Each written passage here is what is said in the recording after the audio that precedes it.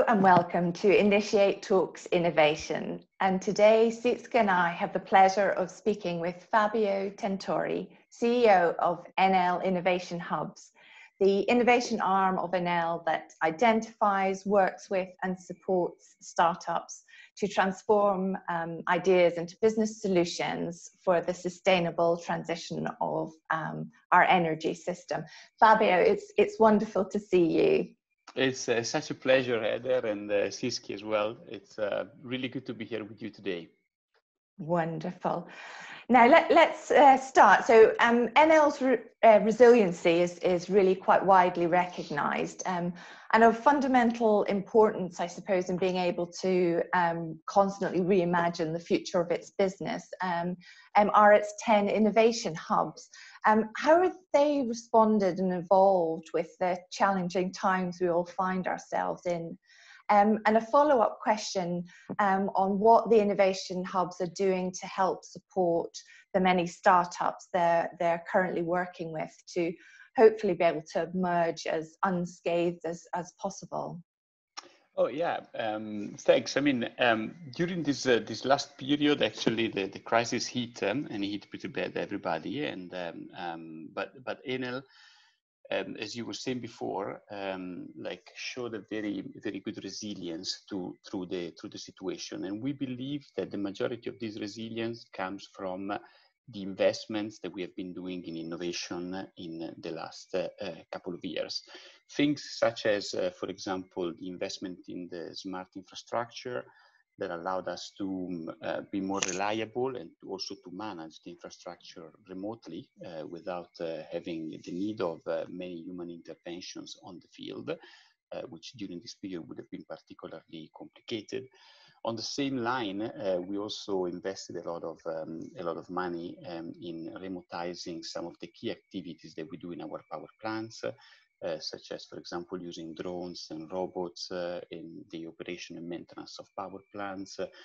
We can also control our power plants from the personal computer at home if we need to. And so all of these, plus the fact that we moved all of our data and processes in the cloud. We are the first utility that moved 100% of the data and processes on the cloud, allowed us for a, let's say, more quickly, remotely and securely way of managing our operations. And this gave us a lot of resiliency.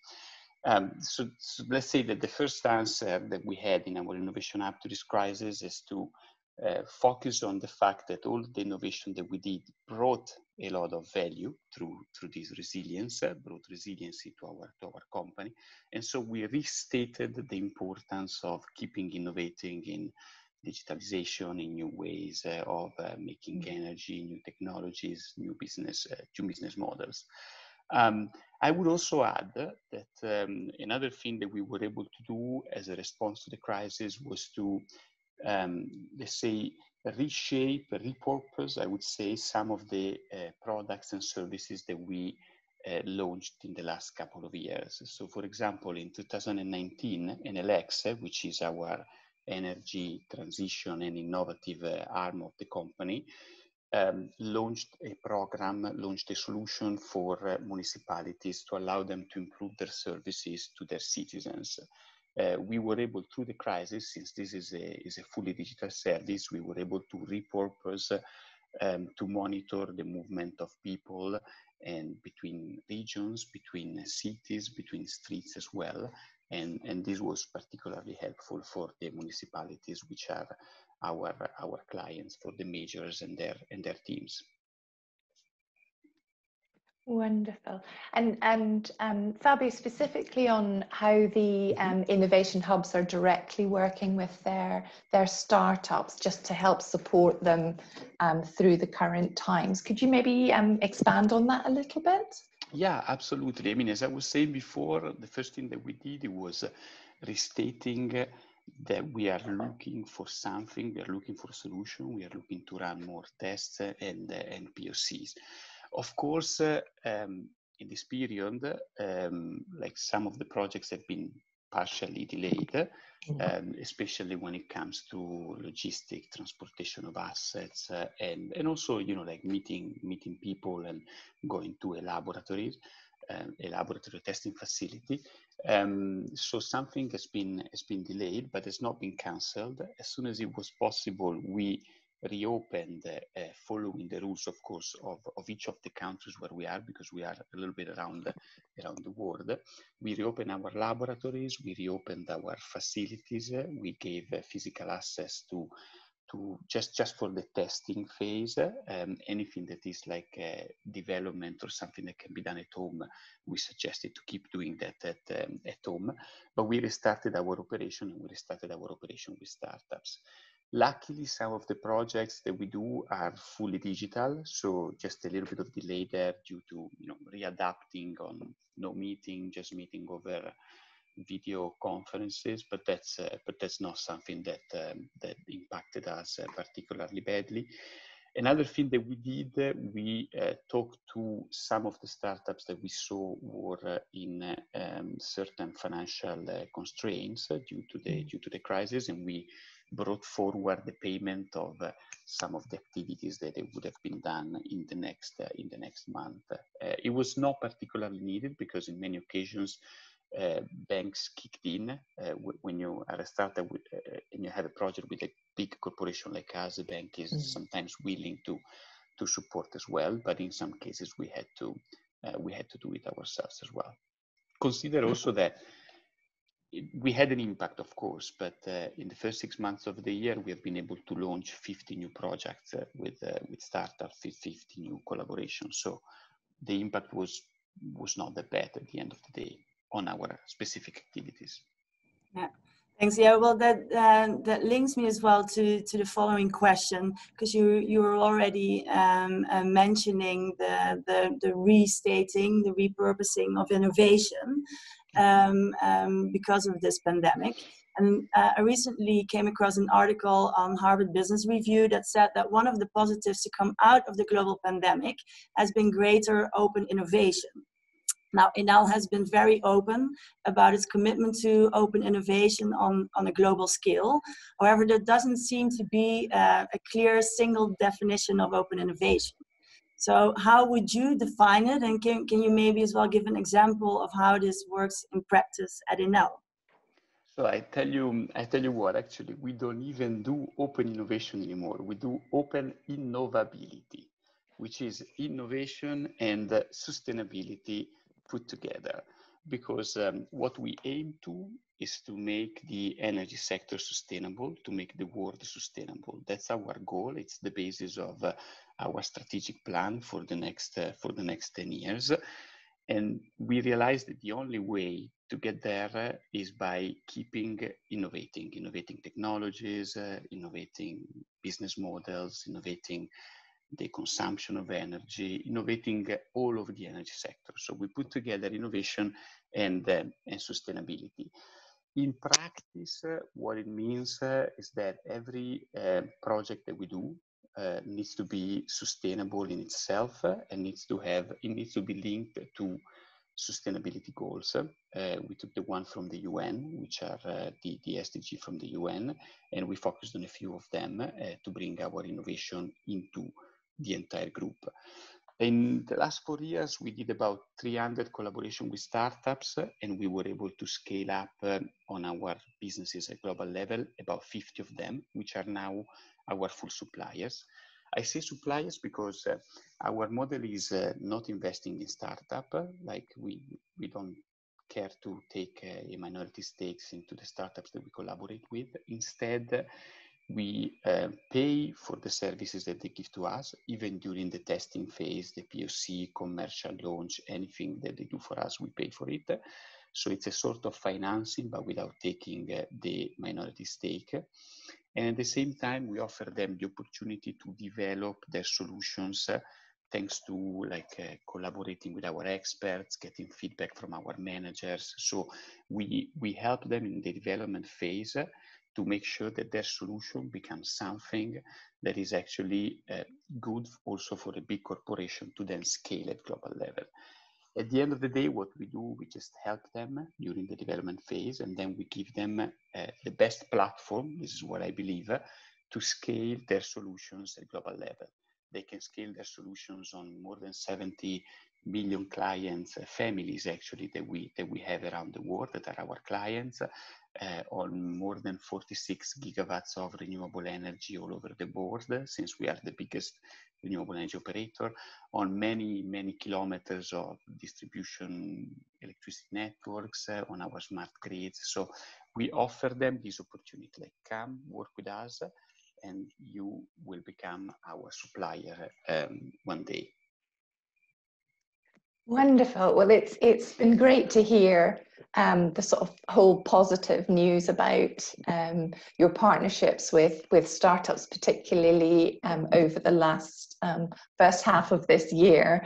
And I know you've got some even more positive news to share, and that's with the recent launch of ReShape, which is Enel's ambitious call out to startups, small and medium enterprises and solvers to sort of work together with you to kind of transform innovation into future solutions. Now it's going to involve a series of challenges. So tell us a little bit more about this exciting initiative, the challenges and why it's being launched now.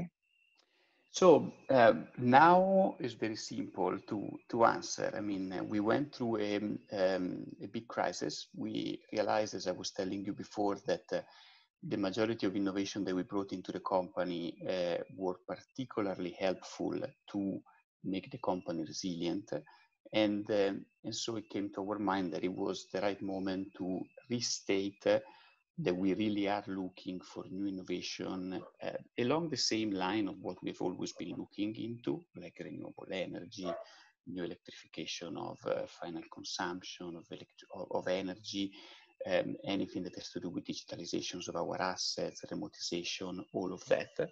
And we wanted also to add something more, something that could help us even more to respond even better to a potential crisis like the one that we had. This is why we created ReShape. Is our way to tell to the entrepreneurs out there that even if in this period they don't see us in many events because there's no possibility to go to events, maybe they see us in some of the webinars, but at the same time we always have this channel open to look for new solutions. It is structured in a very simple way. It's open for the next 3 months, like it will close at the end of September. We hope to reach many applications by then. And we started with just 6 challenges that we launched, but we will add more and more. And each time a challenge is solved, we take it out and we add another one for the rest of the time. At the moment, what we started with is stuff that has to do with the safety of our employees, especially like ensuring the correct distancing and traceability, something that is very applicable also to what is happening now, specifically. Ensure also the sanitization of field operations, like even external spaces, to give more safety, security to the people that work, our employees, but also the people that work for us, all of the small, medium enterprises, also big corporations that are our suppliers. Provide some technologies to our industrial customers in Italy, in Spain, and all over the world, for them to be able to do site visits at their own customers, being them residential or industrial. Something also along the line of keep remotizing our businesses. We have this dream to be able to automate completely the construction of our power plants, renewable power plants in the future. So we are looking for drones, robots, but at the same time also for the artificial intelligence that is able to command there and make sure that the things get done in a proper and operative way. And then last but not least, we are looking as well for any technology any algorithm, any technology technology that will help us to understand better our customers, especially in this period, which we have been seeing a lot of our customers, a lot of our consumers have moved more and more towards a digital way of collaborating and of interacting with us. This is just the beginning. It's just some of the things that we are looking for. Of course, if you are interested, or if anybody is interested, there's many more information on our website, which is www.openinnovability.com. And sorry. And specifically for those applying for the program right now and the challenges that you have, what guidance would you give the startup or the SME when they are considering applying? We usually don't have many guidance, but the only one that we like, or that I like, but we like as a team, to say is please to be very practical. As I was telling you before, like this ReShape initiative is a call for helping us in reimagining the future, lead the energy transition, and so reshaping the energy sector. But this doesn't mean that you can come and, you know, like give a very complicated, super interesting idea of you know, producing electricity on the sun and then wirelessly sending it back to the Mother Earth. And this is because we believe in such innovation, in such disruptive innovation, but we don't want to see only those activities. We also want to see something that can be applicable in the next year, or maybe in the next couple of years maximum. So be very practical, and also try to present your solution in the best way. You have always to consider that your solution in Enel will be seen not just by the innovation team, but also by business managers and technological experts of that particular technology. So you need to be, you know, quite detailed in the way that you explain your solution, so that these people as well can decide whether to move on or not with the solution. Siska, I do apologize for interrupting. All I was going to say, Fabio, was we'll make sure when the video is posted that we have the link and information on ReShape, so people can go straight through there. So, Fabio, it's been a pleasure chatting with you, and thank you for sharing your insights, particularly in regard to ReShape and the open innovability. I'll have to practice that one. That's correct. And you know, we wish you great success with this really exciting initiative, and it would be really great to revisit it at a later date to see how it's gone.